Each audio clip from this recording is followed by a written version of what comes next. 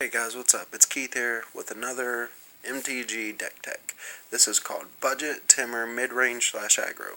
Now, let's start with the basic lands. It's been a while. Alright, starting off, we got two islands. Coming over here, we got 3 mountains. Coming over here, as you can see, we got 5 forests. Here we have 2 frontier bivouacs. And up here, we have 1 Thudwool Falls, 4 Wooded Foothills, 2 Yavimaya Coasts, 2 Shivan Reefs, and a Temple of Epiphany just because I didn't have another Shivan Reef. Use another one if you have one. Now let's go to the non-creatures. Up here, we have 2 Turtle Spells, 3 Temur Charm, and that's it for the non-creature spells. Alright, now let's go to our 1-drops. We have 4 Elvish Mystics, and that's all of our 1-drops. Alright, now down to the 2-drops. We have 4 Rattleclaw Mystic. I got a playset of those nice buy-a-box promos that are so pretty. Oh so pretty. And over here we got 4 Air of the Wilds, 2/2 Death Touch, not that impressive, but it's Ferocious ability, which you always trigger, gives it +1/+1 whenever it attacks or you control a creature with power 4 or greater. You always have that. Now on to our 3-drops, we got 3 Fanatic Xenagos, 4 Boon Satyr, my bad, don't know why I'm slipping up here, 4 Savage Nux. He's the main bit stick in the deck. And now on to the 4-drops. Alright, we got 4 Pelucranos right there. Then we got 2 Ash Cloud Phoenix because I couldn't find my Storm Breaths, so there you go. Now we're on to the 5-drop. We have 2 Suruk Dragonclaws. Suruk Dragonclaw, this beast of a beast, he has Flash, he can't be countered. Other creature spells you control can't be countered. Other creatures you control have trample, and he's a 6/6 for 5. Damn, man. Damn. And now on to the 6-drop, we have Sagu Mauler. Now, if you're asking why I even put this in the deck, think about it. After Ravnica rotated, there's not a lot of removal spells out there that can get rid of this guy. I mean, he's hexproof, and he's a big 6/6 trample. I mean, he's hard to get around. His morph is great. You can turn him over on turn 3 if you do your Rattleclaw properly. So a 6/6 trample hexproof on turn 3 is usually pretty hard to deal with. And now that the only field wipe can be countered because Supreme Verdict is out and End Hostilities is in, it'll be pretty hard to deal with. Alright. Now let's go to the sideboard. Luckily, I have the sideboard prepared right over here. If I can just get it out real quick. Here we go. Excuse me 1 sec, I'm going to put you down. Just give me 1 second. And we have it right here. And we're back. Alright. Ready? Here we go. First, this is a 1-of, because I had 1 more card to put in the deck. Icy Blast.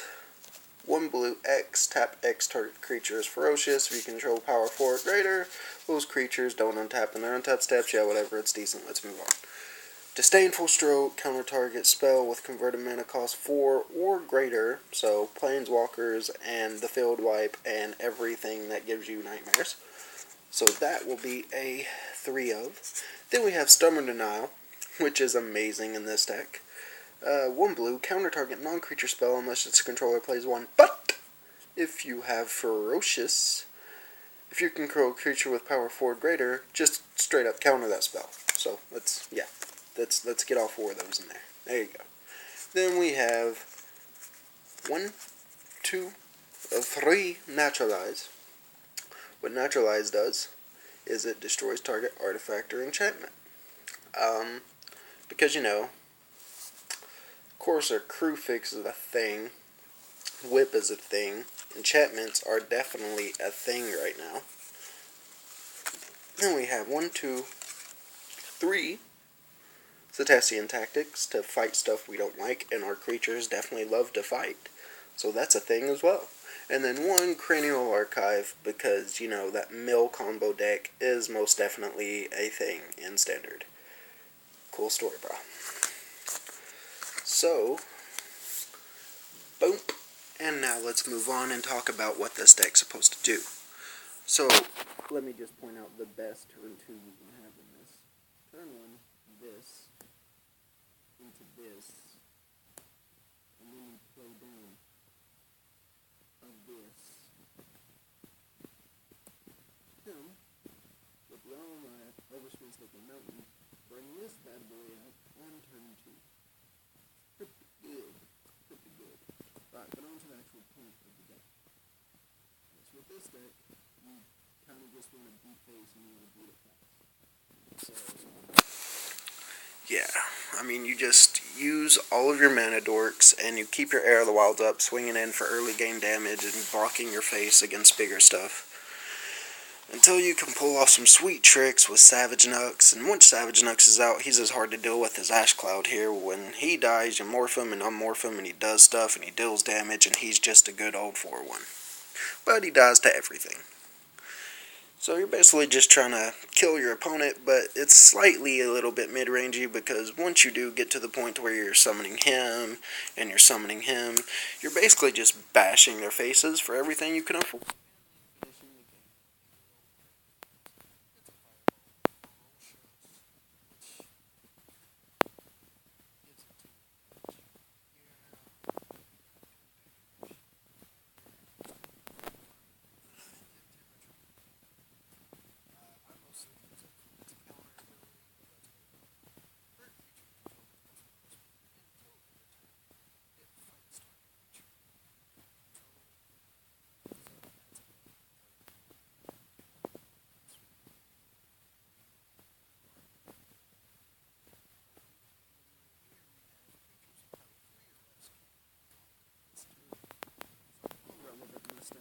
So much relevance.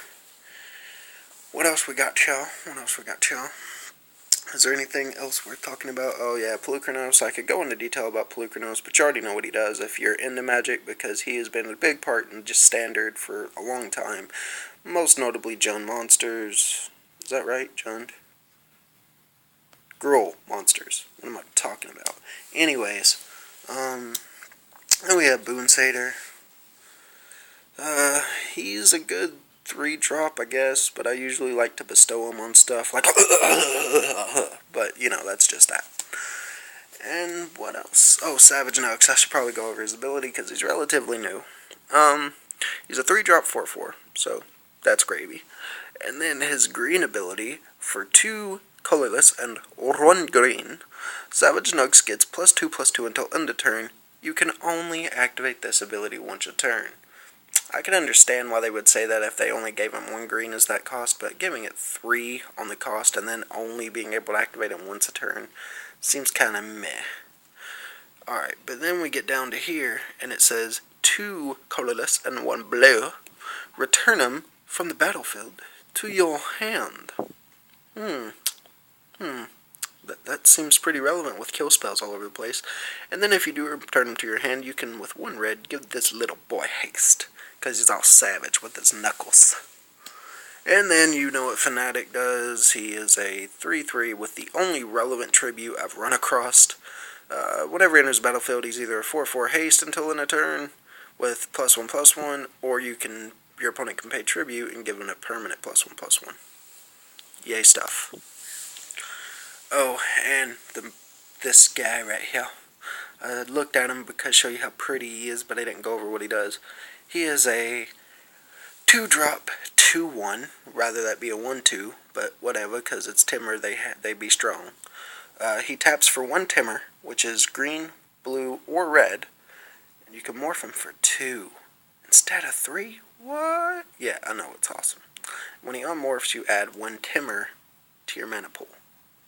Blue, red, green. So yeah, that's a thing. And let's see, cover everything, give you one quick overview of what all this stuff is. Right here. Goes over. Sorry I'm recording with my phone. I don't have my laptop anymore, so just bear with me, bros. Bear with me. Boop, boop, boop, boop, boop. Oh, and then that land's only in here because I couldn't find another Yavimaya coast in my stuff, so yay, 1 life. Alright. And that would be all, folks.